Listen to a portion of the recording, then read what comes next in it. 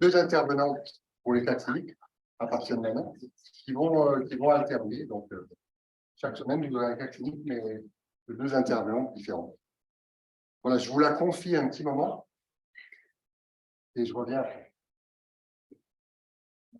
Bonjour à tous.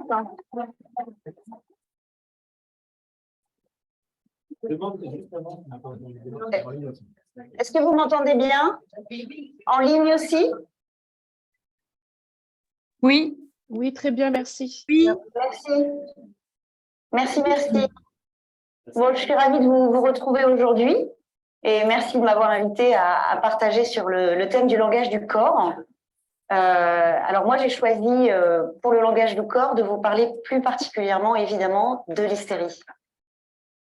Alors pour commencer, c'est bon, je continue? Ok. Alors pour commencer, je vais vous faire un rapide rappel des différents symptômes hystériques.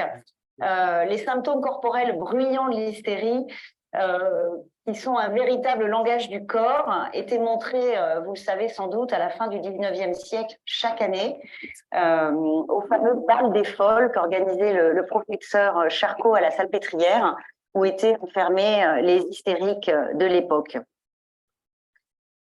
Alors, les symptômes hystériques très bruyants de l'hystérie, à l'époque, que Freud va appeler les symptômes de conversion.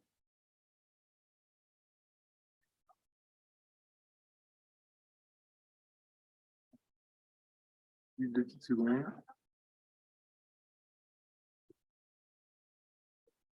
Il y a un écho.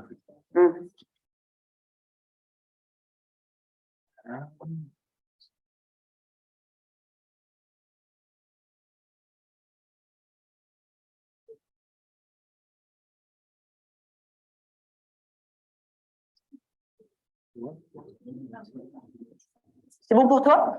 Donc, les symptômes hystériques de l'époque, que Freud va appeler les symptômes de conversion, étaient des manifestations véritablement très aiguës. Prise de perte de conscience avec une tétanie du corps, des secousses, des contorsions, les patientes mimant des attitudes passionnelles très sexualisées. Il y avait également des crises d'allure convulsive. Et on retrouve, vous le verrez avec vos futurs patients, on retrouve rarement des tableaux comme ça chez les populations européennes actuelles.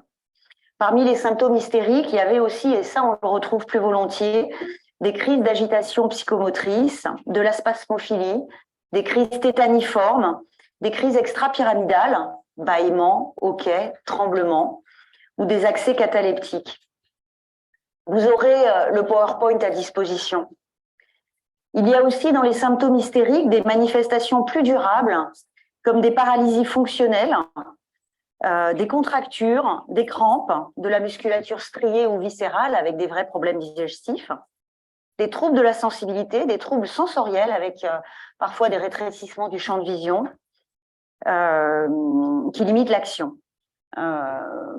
Parmi les praticiens, qui n'a pas vu de patients subitement bloqués du dos, avec des crises de migraine, la mâchoire bloquée, enfin voilà, des manifestations de ce type qui relèvent de manifestations hystériques. Alors, comme je vous le disais, c'est à partir de l'étude du langage du corps de l'hystérie que Freud va dégager le champ de la psychanalyse. Donc, l'hystérie est vraiment à la naissance de la psychanalyse.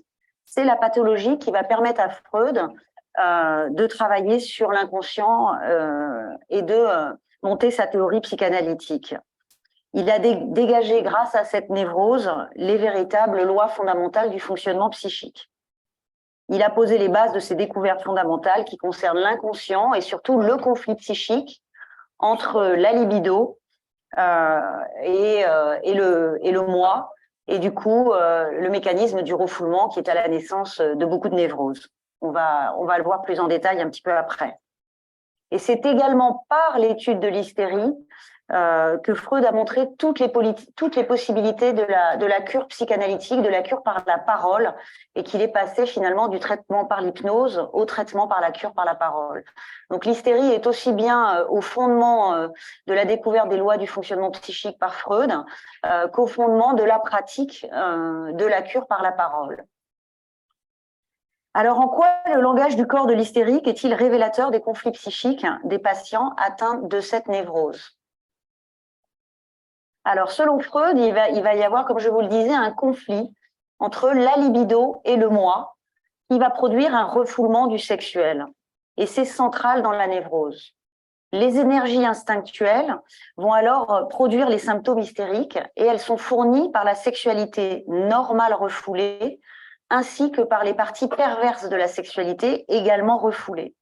Et c'est le refoulement de ces parties perverses notamment, mais de tout ce qui n'est pas acceptable dans la sexualité, qui va faire dire à Freud que les psychonévroses, dont l'hystérie, sont le négatif des perversions. Puisque dans la perversion, on agit la sexualité non acceptable, alors que dans la névrose, on la refoule et on produit le symptôme névrotique. Et c'est pour ça que la psychonévrose est le négatif de la perversion. Alors, au cœur de l'hystérie se trouve donc le conflit oedipien refoulé, l'envie de coucher avec maman, de tuer papa, et inversement, de coucher avec papa et de tuer maman.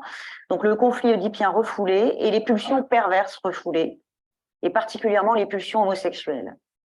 Freud avait bien dit de l'enfant que c'était un pervers polymorphe. Donc, tout ça va se rassembler sous le primat de la sexualité génitale, mais bien sûr, là-dedans, il va y avoir des émois pervers qui ne vont pas pouvoir être rassemblés, notamment les pulsions homosexuelles et les pulsions sadiques, anales, etc. Donc, tout ça va être refoulé et va, par échec du refoulement, on va le voir, produire les symptômes névrotiques, et notamment hystériques. Donc, Freud nous dit les psychonévrosés sont tous des êtres à tendance perverse fortement développée, mais refoulées et rendues inconscientes au cours de leur évolution. Alors, comment le conflit psychique s'exprime-t-il par le corps chez l'hystérique? Comme je vous le disais, Freud a développé la notion de complaisance somatique, c'est-à-dire de facilité du corps à pouvoir recueillir ce qui va être refoulé par le psychique. Et donc, il va y avoir un saut du psychique au corporel dans l'hystérie par le biais de la complaisance somatique. Cette complaisance somatique procure au processus psychique inconscient donc une issue dans le corporel chez l'hystérique. Donc, chez l'hystérique, ce qui se passe, c'est qu'il y a la représentation le fantasme inconscient en quelque sorte. Alors je prends l'exemple de tuer papa ou coucher avec maman, enfin bon voilà, ou ça peut être la pulsion homosexuelle. Enfin la représentation inconciliable pour le moi va être, cette représentation, elle est attachée à un affect, à une énergie, à la libido. Et en fait, dans la névrose, il va y avoir une dissociation entre la représentation et l'affect. La représentation va être refoulée dans l'inconscient et l'affect va rester libre. Alors, ce qui va se passer, c'est que dans l'hystérie, donc la représentation inconciliable est refoulée, elle est détachée de l'affect, et l'affect est transformé en innervation corporelle par le processus de la conversion. C'est pour ça que Freud appelle ça la conversion hystérique. Il y a une conversion du psychique au somatique, et donc cet affect va se retrouver en innervation corporelle, qui convertit dans le corporel la somme d'excitation qui était associée à cette représentation qui a été refoulée. Il y a donc dans l'hystérie refoulement, échec du refoulement, puisque la partie de l'affect ne peut pas être refoulée et se convertit somatiquement, et finalement retour du refoulé dans le symptôme de conversion. Donc c'est vraiment ce mécanisme de refoulement, échec du refoulement, retour du refoulé dans le symptôme qui se produit. Alors là, c'est très intéressant. Freud insiste sur la différence entre l'hystérie, la névrose obsessionnelle et la phobie, qu'il appellera au départ hystérie d'angoisse. Alors, il faut bien comprendre que finalement, le problème initial, c'est-à-dire la représentation inconciliable pour le moi, est le même dans les trois névroses. Et Freud va appeler ces trois névroses des psychonévroses de défense. Pourquoi? Parce que c'est finalement le mécanisme de défense qui est inadapté et qui est un peu différent dans ces trois types de névroses, qui va produire soit une hystérie, soit une névrose obsessionnelle, soit une phobie. C'est pas le problème de base. Le problème de base, qui est la représentation inconciliable, il est le même dans les trois névroses. Et c'est la façon dont le moi s'en défend qui fait qu'on va se tourner plutôt vers tel ou tel type de névrose.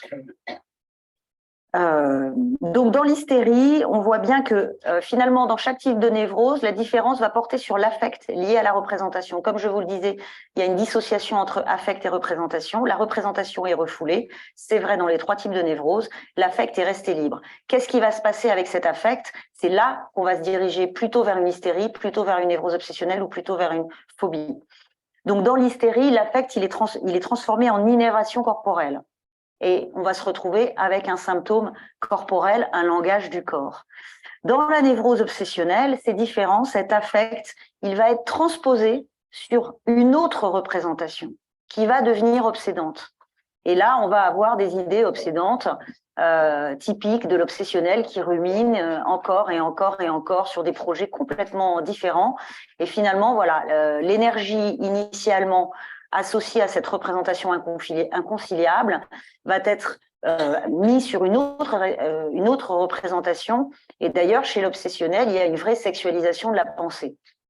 Et de la même façon que chez l'hystérique, il y a une sexualisation du corps qui est déplacée sur le corps. Mais chez l'obsessionnel, ça va être déplacé sur la pensée. Ah oui, et avec le cas du petit Hans, toujours dans les 5 psychanalyses, c'est un livre dont je vous reparlerai à plusieurs reprises dans cette présentation, les 5 psychanalyses de Freud. Dans ce livre, vous avez le cas d'Aura sur l'hystérie, vous avez le cas du petit Hans sur la phobie, vous avez le cas de l'homme au loup sur la névrose obsessionnelle. Vous avez à chaque fois vraiment un cas où Freud va vous expliquer son cheminement. Donc, c'est vraiment un recueil, les 5 psychanalyses, qui est important que vous lisiez. Et donc, dans ce livre, avec l'analyse du petit Hans, Freud va élargir le champ de l'hystérie à celui des phobies, qu'il va au départ appeler hystérie d'angoisse. Et dans la phobie, finalement, l'affect attaché à la représentation inconciliable va rester libre, l'angoisse va rester libre et va être finalement projetée sur la réalité, projetée sur le monde extérieur. Et il va y avoir à ce moment-là un travail du psychisme pour essayer de la fixer, cette angoisse, et donc sur les transports, les ascenseurs, la foule, voilà, pour à partir de là pouvoir mettre en place des mécanismes de détournement pour éviter l'angoisse. Donc voilà, dans les 3 types, voilà un peu un passage en revue des 3 types de psychonévrose de défense, comme les a appelés Freud. Donc on voit que la cause fondamentale est la même dans les 3 et c'est le mécanisme de défense qui va faire la différence entre ces 3 névroses. Mais revenons au langage corporel de l'hystérie. Pourquoi tel ou tel type de conversion? Pourquoi quelqu'un va-t-il avoir mal au dos, mal au ventre, des tremblements? Voilà, comment expliquer la variété des symptômes somatiques dans l'hystérie? Et comment expliquer la complaisance somatique? Alors, selon Freud, il y a 2 types d'interférences entre la psyché et le soma, entre la psyché et le corps. Le premier type d'interférence qui va donner lieu à certains types de symptômes, c'est la fixation de la libido à certaines zones corporelles au cours du développement de l'enfant. Donc, il va y avoir une complaisance somatique en fonction des points de fixation de la libido qui vont par la suite orienter tel ou tel type d'investissement instinctuel.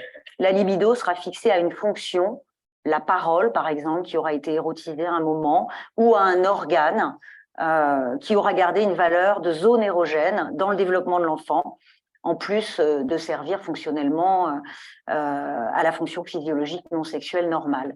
Donc, première cause, les points de fixation de la libido à certaines zones ou fonctions du corps. Et deuxième cause, l'altération, la maladie finalement, l'altération d'un organe ou d'une fonction, soit constitutionnelle de naissance, soit acquise au moment d'une maladie, par exemple une angine, une bronchite, un problème musculaire qui vont faire que la maman va particulièrement s'occuper de l'enfant ou le père, qui vont susciter de l'angoisse et qui vont finalement investir cette zone inconsciemment en tant que zone érogène pour l'enfant. Donc, à partir de ce moment-là, suite à cette petite maladie, une nouvelle zone érogène va exercer une attraction sur le fantasme inconscient qui est objet de la censure.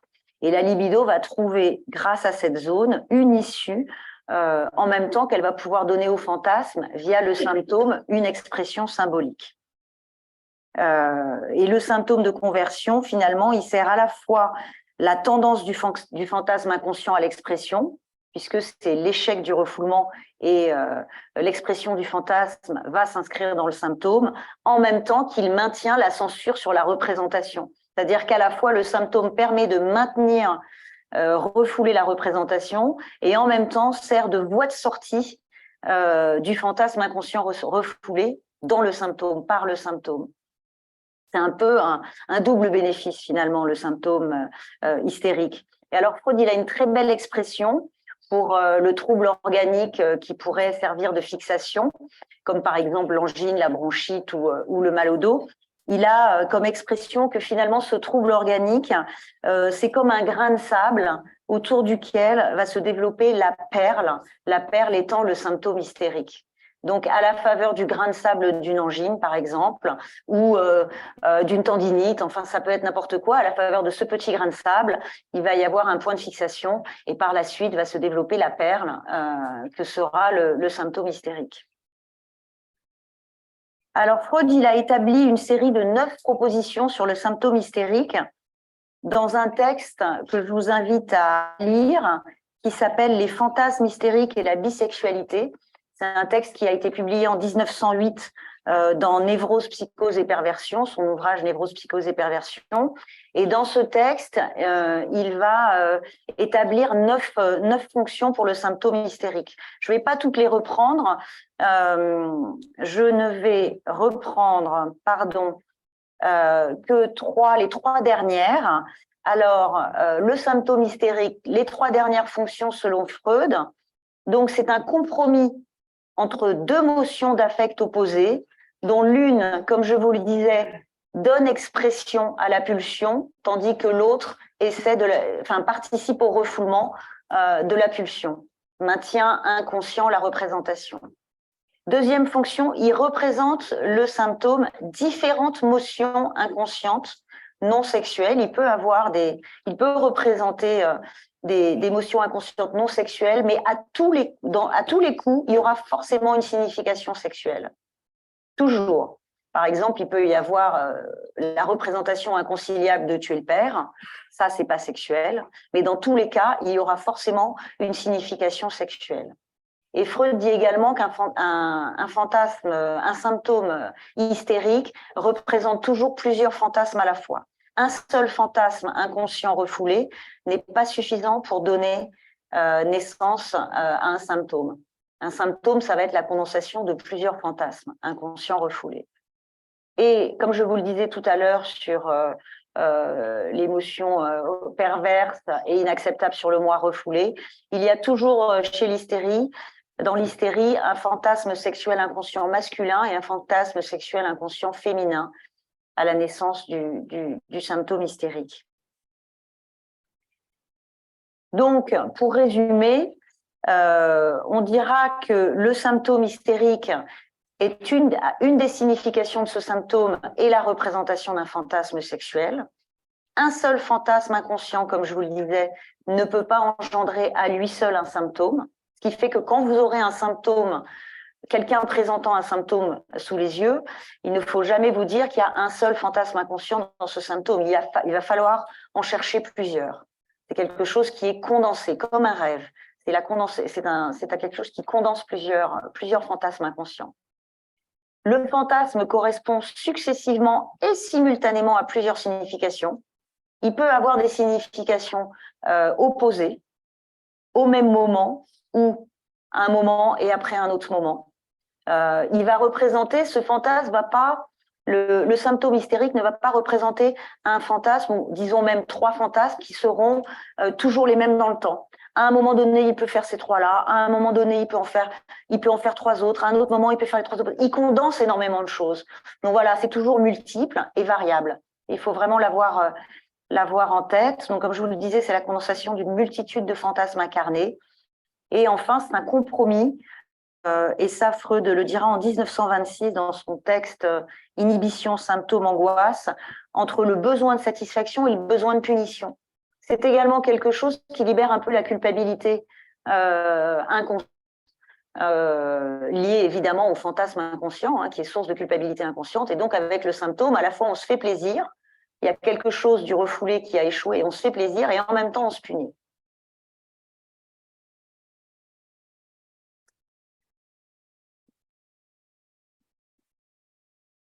J'ai un petit souci.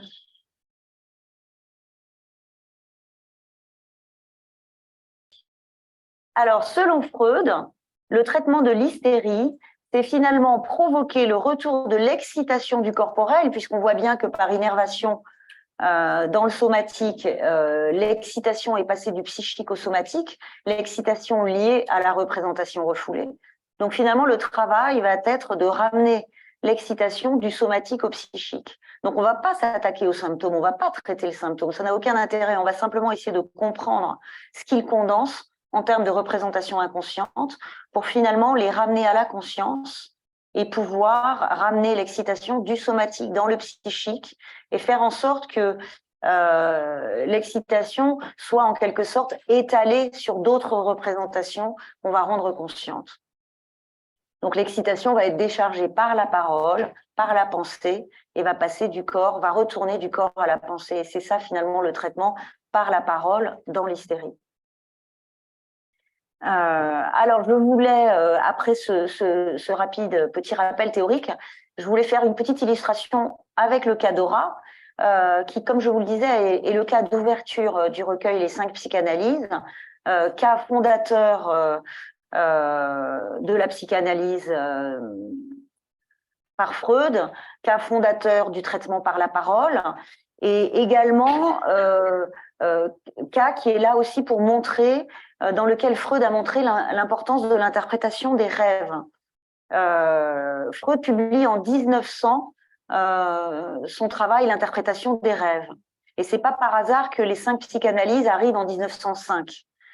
C'est-à-dire que l'interprétation des rêves est en quelque sorte le premier jalon que Freud propose pour après montrer toute l'importance de l'utilisation de l'interprétation des rêves dans le traitement de la névrose.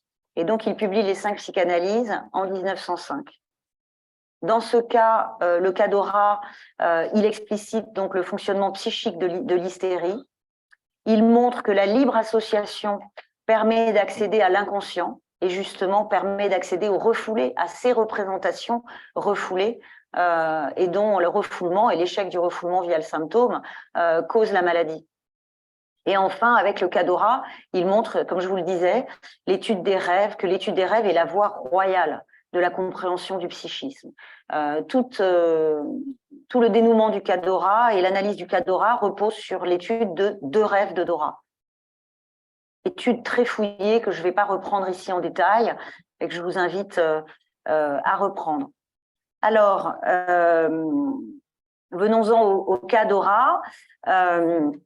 Le suivi de Dora a duré 3 mois. Elle a été amenée voir Freud par son père contre son gré. Elle a arrêté au bout de 3 mois. Et Freud nous dit que c'est parce que le suivi n'a duré que 3 mois qu'il a pu le garder bien en tête et le retranscrire dans son intégralité. Et c'est pour ça qu'il le publie en quelque sorte, parce que c'est un suivi qui peut nous donner complet. Voilà. Alors, qu'est-ce qu'on sait de Dora ? Le père de Dora, donc il a trouvé une lettre de sa fille parlant de mettre fin à ses jours, dont il est inquiet. Et par la suite, il y a eu une conversation anodine entre son père et elle s'est évanouie, elle a eu des convulsions brièvement, et une sorte de bref état délirant, donc il est inquiet.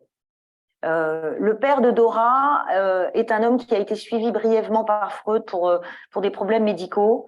Par le passé, c'est pour ça qu'il retourne voir Freud pour sa fille, et il est présenté par Freud sous un double jour, puisqu'il est à la fois un homme cultivé et malade de la tuberculose, et en même temps c'est un homme qui a eu des accidents cérébraux dus à la syphilis qui avait été diagnostiquée donc précédemment par Freud.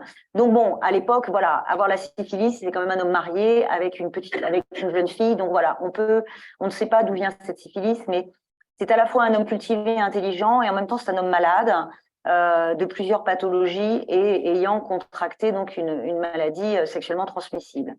La mère de Dora, elle est présentée comme souffrant de ce que Il appelle, dans le cas de Dora, la psychose de la ménagère. Donc, elle passe son temps à nettoyer son logis à un point tel qu'on ne peut plus utiliser quasiment aucun endroit de la maison, hein. Dès qu'on touche à quelque chose, ça angoisse terriblement la mère de Dora. Dans l'entourage de Dora, il y a une tante qui a été atteinte de psychonévrose. Bon, ce qui ne veut pas dire grand-chose, on ne sait pas trop ce que c'est exactement, mais elle a évolué vers la mort sans qu'on sache exactement non plus ce qui s'est passé pour qu'elle ait évolué vers la mort, puisqu'une psychonévrose n'est pas mortelle en tant que telle. Et le frère aîné de Dora est hypocondriaque. Donc il y a quand même tout un contexte familial assez lourd, avec un contexte de maladies psychiques et potentiellement de maladies mortelles aussi, avec la tuberculose, la syphilis et le décès de la tante. Alors, dans les symptômes de Dora, il y a beaucoup de symptômes. Alors, quand Dora a 6 ans, le père de Dora déclare sa tuberculose et se met à beaucoup tousser. À 8 ans, Dora fait une petite marche en montagne et à la suite de cette marche en montagne, elle va avoir une gêne respiratoire pendant 6 mois. Elle va consulter un médecin qui ne trouvera aucun problème organique et qui parlera de fatigue. À 10 ans, le père de Dora a un décollement de la rétine, suite auquel il est aveugle pendant quelque temps. À 12 ans, quand Dora a 12 ans, il a un accès de confusion mentale et des paralysies dues à la syphilis. Et à 12 ans également, Dora commence à ce moment-là à avoir des migraines et de grosses crises de toux. À 16 ans, elle consulte Freud pour ses crises de toux une fois. Freud prescrit un suivi psychologique, mais elle ne revient pas parce que les crises de toux s'arrêtent momentanément.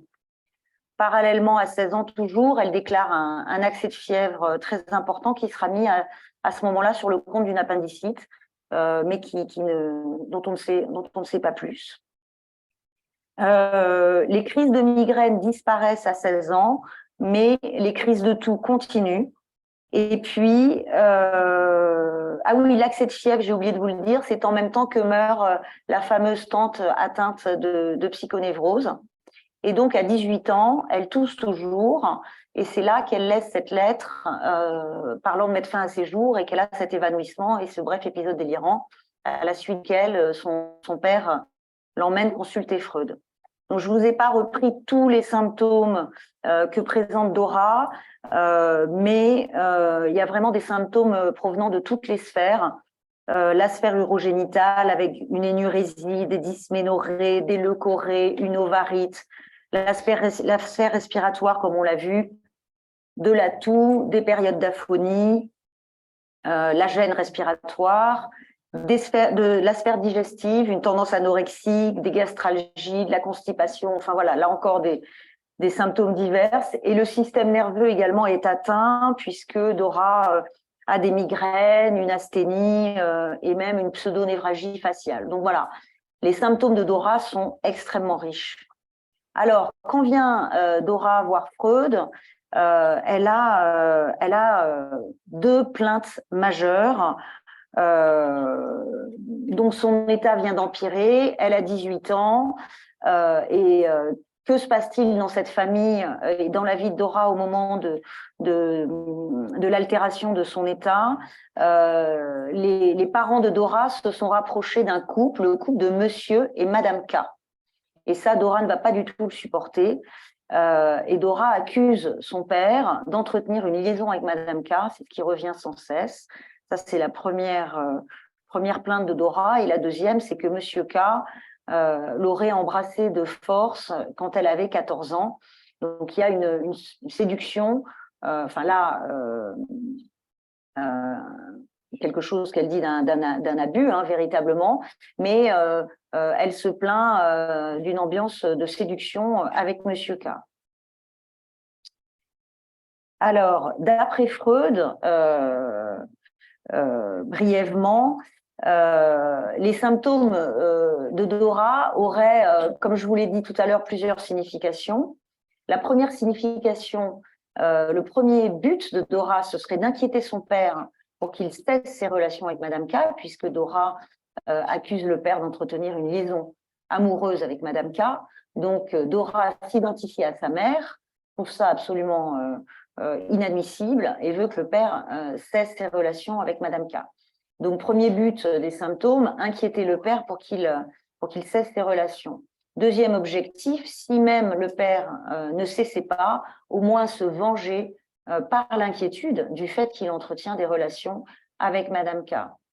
Troisième objectif, troisième fonction des symptômes de Dora, c'est de se défendre finalement de son attirance pour Monsieur K, en même temps que de réaliser une relation sexuelle fantasmatique avec Monsieur K. Je vais vous expliquer ça juste après, au travers de la toux. En fait, la toux serait une sorte de condensation d'une relation sexuelle orale que Madame K aurait avec Monsieur K, en même temps que son père aurait avec Madame K, en même temps qu'elle aurait avec Madame K. Enfin voilà, la toux se condense plusieurs. On va revenir juste derrière là-dessus.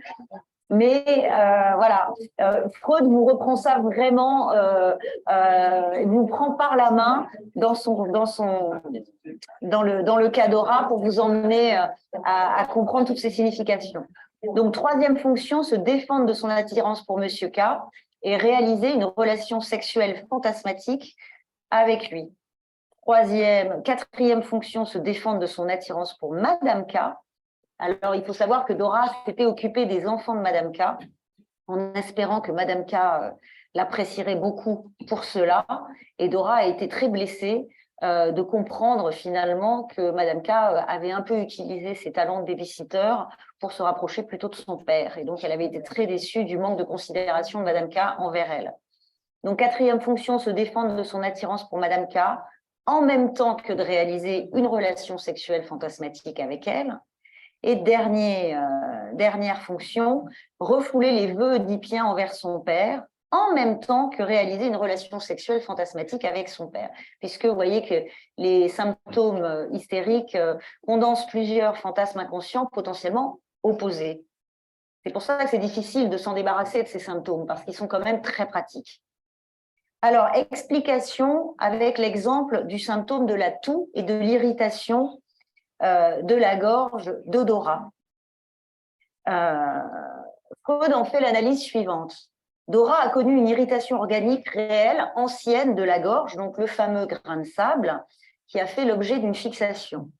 Cette irritation de la gorge, selon Freud, s'est fait dans une zone qui était une zone érogène pour Dora, qui était qualifiée d'ancienne, enfin c'est l'expression de l'époque, d'ancienne suçoteuse. Donc elle a longtemps sucé son pouce, son doudou, etc. Donc la sphère orale était très investie. Suite à cette fixation par cette première irritation ancienne de la gorge de Dora, selon Freud, il y a une fixation par compassion, par imitation du père malade, puisque le père commence sa tuberculose quand Dora est enfant. Cette fixation résulte en même temps, selon Freud, d'un besoin d'autopunition de la part de Dora, de la culpabilité attachée à sa masturbation infantile, masturbation qu'elle pourra confier dans le suivi à Freud et qui à l'époque était effectivement très culpabilisée. Donc, dans un temps suivant, selon Freud, les mêmes symptômes de toux et d'irritation de la gorge sont venus représenter des situations de satisfaction sexuelle orale du père et de Madame K, par identification cette fois de Dora à Madame K. Ce n'est pas à Madame K qui fait ça, c'est à moi. Et on voit que finalement, c'est en même temps la relation sexuelle avec le père par une réactivation oedipienne, en même temps que ça symbolise les relations qu'elle imagine que le père a oralement avec Madame K. D'ailleurs, Freud interprète cela à Dora et la toux de Dora, le symptôme toux, disparaît après cette interprétation. Parallèlement, selon Freud, le symptôme toux représente aussi les relations sexuelles désirées avec Monsieur K et le désir d'être pour lui une meilleure femme que Madame K, Monsieur K. Et enfin, dernier mouvement, face à ça, la réactivation oedipienne de Dora en identification à sa mère et donc les relations sexuelles qu'elle pourrait avoir avec son père pour qui elle serait une bien meilleure femme que sa mère selon elle. Donc, Freud conclut en nous disant que cette identification de Dora avec les femmes aimées du père, avec sa mère et Madame K, met à jour le complexe d'Oedipe et l'inclination de la fille pour le père. Et cette réactivation oedipienne est en fait, d'après Freud, un symptôme réactionnel qui vise à maintenir refoulé son attirance, en fait, pour Monsieur K, et encore plus refoulé son attirance pour Madame K. Donc, ça permet à Freud de mettre à jour aussi la dimension homosexuelle dans l'hystérie. Donc, on voit bien, dans ce bref résumé, vous avez pu voir à quel point le symptôme de conversion parle plusieurs langues de façon simultanée et successive. Donc, je vous renvoie vraiment à ce cas pour comprendre pas à pas, parce que Freud vraiment nous montre les différentes séances avec Dora qu'il retranscrit in extenso, comment tous ces symptômes peuvent représenter des fantasmes inconscients différents. Donc ça, c'est ce que je viens de vous dire. Et maintenant, on va voir le premier rêve de Dora rapidement, puisque, comme je vous le disais, le cas Dora montre à quel point l'interprétation des rêves est la voie royale vers l'inconscient. Alors, le premier rêve, vous l'avez là qui s'affiche. C'est un rêve assez court. Le rêve, Dora se réveille et dit « Il y a un incendie dans une maison. Mon père est debout devant mon lit et je me réveille. Je m'habille vite. Maman veut encore sauver sa boîte à bijoux, mais papa dit je ne veux pas que mes 2 enfants et moi soyons carbonisés à cause de ta boîte à bijoux. Nous descendons en hâte et aussitôt je me réveille. » Voilà le premier des 2 rêves de Dora que Freud va analyser. Donc l'interprétation de Freud, longue et fouillée, que je vous invite à nouveau à lire en détail, le conduit à dire que face au feu du désir, puisqu'il y a un incendie dans la maison, face au feu du désir, l'enfant Dora prend la décision de fuir avec son père, puisque c'est le père qui est devant le lit. Et donc finalement, c'est le père qui la sauve. Donc, face au feu du désir qui est en elle et qui risque de la carboniser, il y a une régression, une réactivation de l'Oedipe, et le père est appelé en sauveur, permettant ainsi de refouler les désirs envers Madame K et Monsieur K. Donc, face au feu du désir, l'enfant Dora prend la décision de fuir avec son père, en réalité vers son père, par la peur de l'homme qui l'a séduit. Elle réveille un attachement infantile vers son père pour se protéger d'un attachement récent vers un étranger. La boîte à bijoux vient condenser diverses représentations, les relations sexuelles des parents entre eux, la maladie de la syphilis donnée par le père à la mère et la tentation actuelle de Dora pour Monsieur K ou encore Madame K qui risquerait de la carboniser. Et Freud a cette expression incroyable, il dit que ce rêve symbolise la fuite devant la vie dans la maladie. Et c'est ce que font beaucoup de nos patients, finalement. Face à la pulsion, face au danger de la vie, il y a une fuite dans la maladie. Donc, j'ai trouvé cette expression qui est dans le cas Dora vraiment claire. Alors, j'ai terminé avec le langage du corps dans l'hystérie et je voudrais conclure par quelques mots sur les maladies psychosomatiques. Alors, attendez, ça, je viens de vous le dire. Voilà, je voulais terminer par quelques mots sur les maladies psychosomatiques. Comme les maladies dermatologiques à pousser de type eczéma, pelade, les maladies auto-immunes ou encore bien d'autres qui peuvent être déclenchées par des causes psychiques ou rythmées dans leur poussée par des facteurs psychiques. Alors évidemment que pour ces maladies-là, les maladies psychosomatiques, il faut avoir un terrain souvent génétique, qui va faire qu'on peut déclarer une maladie comme cela, mais c'est vrai que dans la déclaration de la maladie ou dans la poussée de la maladie, les causes psychiques sont souvent au premier plan. Alors Freud a toujours pris soin de distinguer les troubles dus à des décharges somatiques dans les maladies psychosomatiques, des manifestations de conversion hystérique dans lesquelles il n'y a pas véritablement d'atteinte du corps. Dans la maladie, dans la conversion hystérique, le corps n'est pas malade. C'est un corps érotisé, c'est un corps imaginaire, c'est un symptôme fonctionnel, c'est un symptôme qui va disparaître, qui est transitoire. Dans la maladie psychosomatique, le corps est véritablement atteint.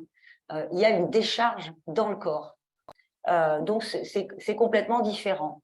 En 1894, Freud avait donc catégorisé les psychonévroses de défense, dont je vous ai parlé tout à l'heure, hystérie, névrose obsessionnelle, phobie, et il avait différencié la psychonévrose de défense de ce qu'il avait appelé la névrose actuelle.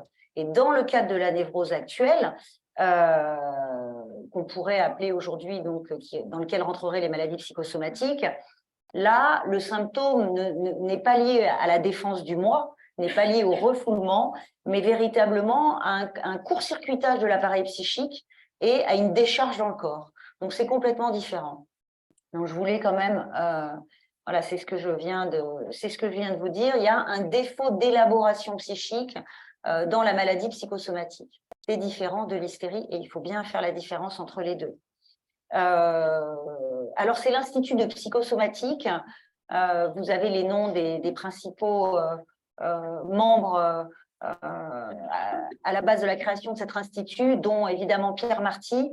C'est l'Institut de psychosomatique qui a beaucoup travaillé sur la maladie psychosomatique, dans lequel il montre que, comme Freud d'ailleurs le disait, l'organisme vise à une tendance générale à abaisser le niveau d'excitation. Et finalement, s'il y a une carence dans l'appareil psychique, dans la capacité à élaborer, à fantasmer, à fantasmatiser, finalement à hystériser, s'il y a une carence d'élaboration psychique, d'imaginaire, à ce moment-là, parfois il peut y arriver qu'au lieu qu'on ait refoulement et mise d'un symptôme corps imaginaire ou déplacement sur une autre idée dans la névrose obsessionnelle, et bien à ce moment-là, l'excitation va partir directement dans le corps et va aboutir à une véritable liaison corporelle. Et dans le cadre de la maladie psychosomatique, le rôle du thérapeute est finalement d'enrichir l'imaginaire du patient. C'est des patients à la pensée opératoire. Pour vous dire, j'ai fait ça, après j'étais là, après je suis allée là. Il n'y a pas d'imaginaire, il n'y a pas de libido, il n'y a pas d'épaisseur. C'est une suite de faits, c'est factuel, c'est opératoire. C'est un peu comme un chirurgien. Le chirurgien, quand il ouvre et qu'il opère, il a une suite d'étapes qui lui permettent aussi de se déconnecter de ses émotions. Donc, il a une suite d'étapes opératoires dans son processus. Et bien, ces patients-là sont aussi déconnectés de leurs émotions et leur pensée est opératoire. Et le travail du thérapeute va être d'enrichir l'appareil à penser, de travailler autour de la reconnexion aux émotions pour finalement arriver à hystériser ces patients et à espérer qu'ils puissent passer d'une décharge bête somatique dans le corps avec lésion corporelle à un symptôme hystérique qui sera finalement bien moins grave pour leur santé.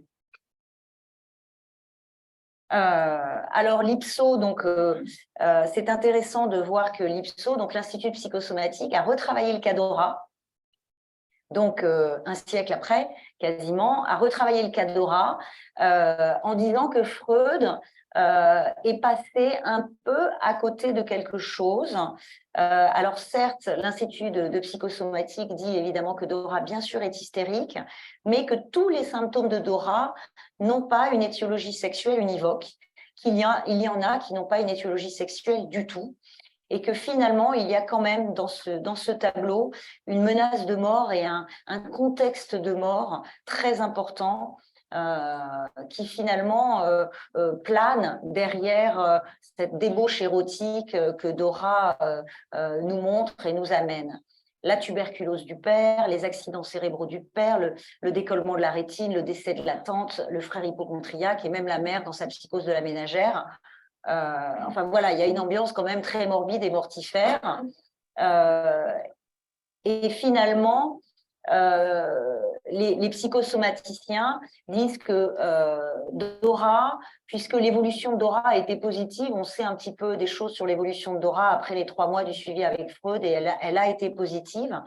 Et finalement, par le suivi de Freud, par le fait qu'elle avait 18 ans, et donc elle était encore à l'adolescence, Dora a réussi à aller sur la voie de l'hystérisation et ne pas tomber vraiment dans la maladie psychosomatique, alors que le tableau était un mélange de psychosomatique et d'hystérie au départ. Et il y avait des symptômes qui relevaient d'un défaut de mentalisation et des symptômes qui relevaient de l'hystérisation. Et Dora a réussi à basculer du côté de l'hystérisation. Et donc, finalement, le cas Dora, c'est une introduction à la psychanalyse par l'étude de l'hystérie et de son corps parlant et par l'étude des rêves. Et c'est aussi, en quelque sorte, une introduction à la psychosomatique. Alors, attendez, je crois que j'ai terminé. Et oui, donc pour vous, le cas Dora, c'est un premier pas dans la compréhension de la voie royale des névroses, de l'hystérie, de la psychosomatique et du langage du corps, qui était le thème d'aujourd'hui. Voilà, je vous remercie pour votre attention.